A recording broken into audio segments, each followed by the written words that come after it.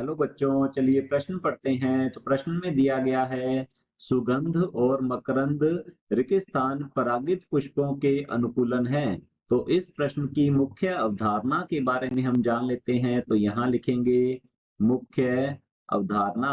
इस प्रश्न की मुख्य अवधारणा है हमारे पास कीट परागित कीट परागित पादप। यह प्रश्न कीट परागित पादपों से संबंधित है।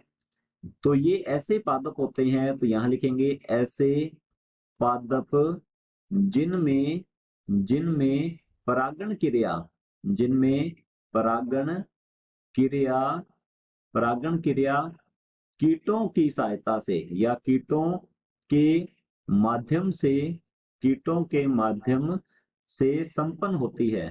कीटों के माध्यम से संपन्न होती है। ये कहलाते हैं कीट परागित पादप।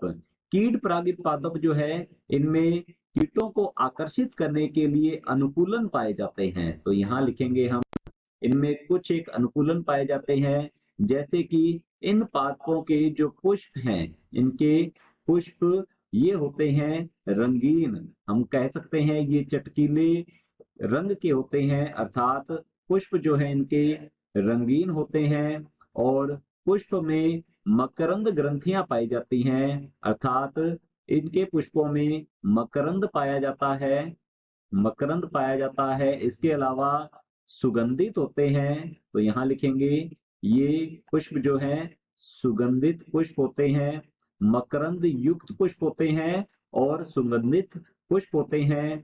इनके जो परागकण होते हैं वे चिपचिपे होते हैं। तो हम यहाँ लिख सकते हैं पोलन किट की उपस्थिति के कारण पोलन किट की उपस्थिति की उपस्थिति के कारण के कारण परागकण के कारण परागकण चिपचिपे होते हैं के कारण परागकण चिपचिपे होते हैं, जिससे कि वे आसानी से कीट की शरीर से चिपक जाते हैं, जिससे ये एक पादप से दूसरे पादप पर स्थानांतरित हो पाते हैं।